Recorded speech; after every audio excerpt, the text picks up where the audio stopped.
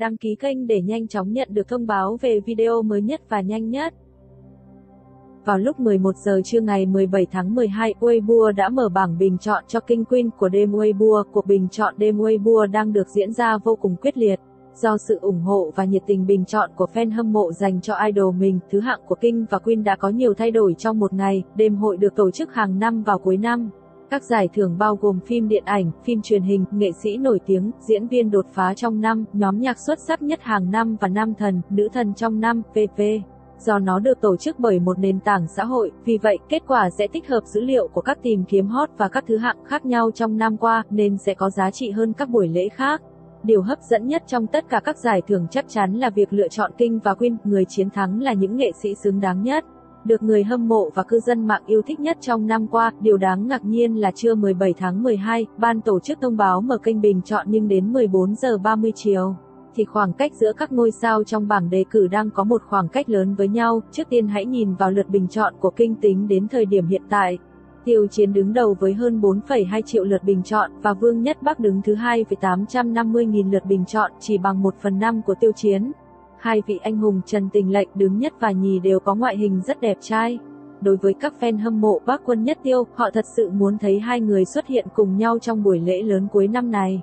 Thật sự mong chờ, và mặc dù đứng vị trí thứ hai nhưng khoảng cách số vote của Vương Nhất Bắc với các nghệ sĩ khác cũng rất lớn, cụ thể là với Thời Đại Thiếu Niên Đoàn chỉ có hơn 440.000 vote và Dịch Dương, Tiên Tỷ với 380.000 vote. Ở vị trí thứ 5 là Lý Hiện với hơn 200.000 vote. Mức độ nổi tiếng của Lý Hiện trong năm nay cũng rất ổn định. Ở phía dưới, Vương Tuấn Khải, Trương Nghệ Hưng và Nhậm Gia Luân đều có hàng trăm nghìn phiếu bầu, trong khi Thái Từ Khôn, người có hơn 33 triệu người hâm mộ, chỉ xếp thứ 9 với hơn 120.000 phiếu bầu. Lý Dịch Phong theo sát phía sau, xếp thứ 10, nhìn vào 10 phiếu bầu cao nhất, chỉ riêng số phiếu bầu của Tiêu Chiến đã nhiều hơn tổng số phiếu bầu của những người khác trong danh sách. Theo như sự quan sát từ các bảng bình chọn khác, 10 vị trí đầu thường là những ngôi sao đang hot nhất hiện nay, nhưng đáng chú ý trong bảng xếp hạng này là 3 thành viên trong nhóm nhạc TF Boy. Dịch Dương Thiên Tỷ đã rất thành công với 3 bộ phim được phát sóng trong năm qua, và cũng đã giành thêm được rất nhiều sự yêu mến của khán giả. Vì vậy, dù có bị các nhóm nhạc nam, đàn em như Thời Đại Thiếu Niên Đoàn, A1SC bám đuổi thì họ cũng không hề bị tụt lại phía sau. Tuy nhiên, Vương Tuấn Khải có rất ít tác phẩm được phát sóng nên chỉ có thể đứng thứ 6, thành viên còn lại Vương Nguyên thậm chí còn không lọt được vào top 10. Số vote của ba người dường như dần dần bị nới rộng khoảng cách. Số vote bình chọn của nữ diễn viên Queen cũng không kém cạnh sao nam.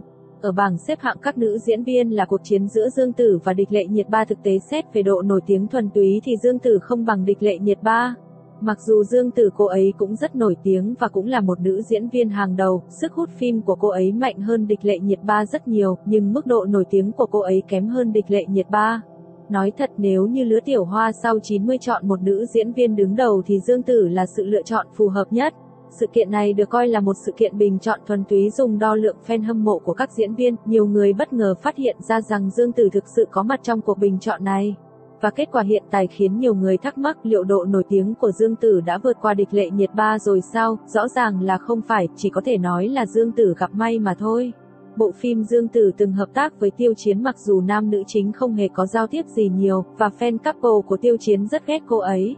Nhưng fan only của Tiêu Chiến không ngờ lại rất thích cô ấy, có lẽ vì Dương Tử đã từng nói tốt cho Tiêu Chiến khi Tiêu Chiến gặp khó khăn nhất. Sau khi một số người hâm mộ bình chọn cho Tiêu Chiến, họ cũng sẽ bình chọn cho Dương Tử. Tất nhiên, lý do của việc này cũng có thể là vì họ muốn Dương Tử và Tiêu Chiến cùng nhau nhận giải, và nhân đó công khai tuyên truyền cho bộ phim. Dư Sinh xin chỉ giáo nhiều hơn do hai người hợp tác, nhưng theo tình hình hiện tại thì bộ phim này cũng sẽ sớm được phát sóng thôi. Nếu không có sự kiện bất ngờ 2/27 của Tiêu Chiến thì bộ phim này đã được phát sóng từ lâu rồi. Dương Tử mặc dù thường xuyên có những tin hắc nhưng quả thực cô ấy là một người rất tốt bụng.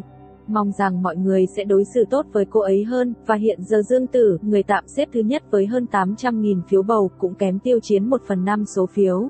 Địch Lệ Nhiệt Ba và Trịnh Sảng lần lượt xếp thứ 2 và thứ 3, với hơn 400.000 và hơn 300.000 phiếu bầu. Các diễn viên xếp phía sau có khoảng cách khá xa so với 3 người đứng đầu. 7 người tiếp theo là Triệu Lệ Dĩnh, Dương Mịch, The Night, Dương Siêu Việt, Tống Tiến, Lý Thấm và Lưu Thi Thi. 3 người cuối cùng chưa đến 100.000 phiếu. Có vẻ như fan hâm mộ của các diễn viên kia đã bỏ sức vote rất nhiều để tạo khoảng cách an toàn với những người còn lại, và cuộc bình chọn này cũng phản ánh hai sự thật khách quan. Trước hết, Tình trạng chạy theo các diễn viên trẻ đẹp đang hot ngày càng trở nên phổ biến hơn, dẫn đến bảng xếp hạng chỉ nhìn vào ngoại hình chứ không nhìn thực lực. Tác phẩm của nghệ sĩ không tỷ lệ thuận với độ nổi tiếng, việc lựa chọn diễn viên phản ánh rõ nhất tình huống này, kể từ sau sự cố 2/27 hồi đầu năm. Tiêu Chiến chỉ phát sóng duy nhất một bộ phim, Lang Điện Hạ người đi ngược chiều đẹp nhất chỉ là vai khách mời, chất lượng cũng như danh tiếng của bộ phim này đều không khả quan. Dù vậy anh vẫn đạt được số phiếu cao nhất. Rõ ràng là nhóm người hâm mộ đã có tổ chức và sắp xếp lượt vote, mỗi tài khoản có thể vote 5 lần mỗi ngày, chỉ cần nhóm người hâm mộ đủ lớn là bạn có thể nhận đủ số phiếu bầu. Đối với người hâm mộ, họ sẽ không khách quan cân nhắc việc bình chọn ai dựa trên thành tích, chất lượng và số lượng nghệ sĩ lọt vào danh sách mà sẽ chỉ bình chọn cho idol của họ mà không hề do dự, nói một cách công bằng.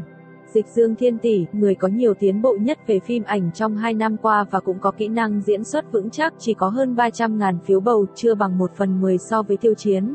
Bảng bình chọn này chỉ phản ánh được sự nổi tiếng và số lượng người hâm mộ của họ mà thôi. Thứ hai, cuộc bình chọn này thực sự có thể phản ánh mức độ nổi tiếng của các ngôi sao. Rốt cuộc, mỗi người hâm mộ có thể bỏ 5 phiếu bầu, các nghệ sĩ trong danh sách có cơ hội ngang nhau. Nếu người hâm mộ của Tiêu Chiến bị buộc tội gian lận phiếu bầu, tại sao người hâm mộ của các diễn viên khác không làm điều đó? Ngoài ra, các nền tảng xã hội hiện tại thực sự có rất nhiều yếu tố trong việc share, comment và lượt thích hàng ngày. Đối với các thương hiệu đang tìm kiếm sự phổ biến và yêu thích của người nổi tiếng, rất khó để đánh giá mức độ nổi tiếng và khả năng thực sự của họ thông qua hoạt động hàng ngày của các nền tảng xã hội của người nổi tiếng. Cho dù nó sẽ mang lại doanh số bán hàng và sức ảnh hưởng cho thương hiệu của họ, nhưng thông qua hình thức bình chọn này, bạn có thể đại khái đánh giá ai thực sự có một lượng fan hâm mộ lớn và trung thành và họ có thể hình thành một sức mua mạnh mẽ. Điều này có thể thấy được từ doanh số bán bài hát mới, Điểm Sáng của Tiêu Chiến vào thời điểm đó, 40 triệu bản đã được tiêu thụ, và số lượng bán ra vượt quá 120 triệu.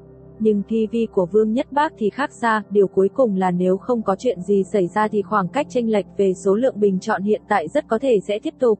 Dù sao thì phần lớn bình chọn là người hâm mộ, và cơ chế bình chọn là bình chọn mỗi ngày 5 phiếu, sau 5 ngày bình chọn liên tục thì số phiếu có thể tăng lên 10 phiếu bầu, khoảng cách quá lớn. Và kinh của Tiêu Chiến gần như là một kết quả chắc chắn. Đối với các nghệ sĩ, đêm hộ của các nền tảng là một cơ hội tuyệt vời để họ tiếp xúc, hợp tác thêm với các nền tảng này. Những nghệ sĩ nổi tiếng được các nền tảng sử dụng để thu hút sự nổi tiếng, mở rộng ảnh hưởng của họ, thu hút kinh doanh và kiếm lợi nhuận, đó là tình huống đôi bên cùng có lợi. Vậy hai ngôi sao nào bạn cho là sẽ trở thành King và Queen của đêm hội Weibo năm nay?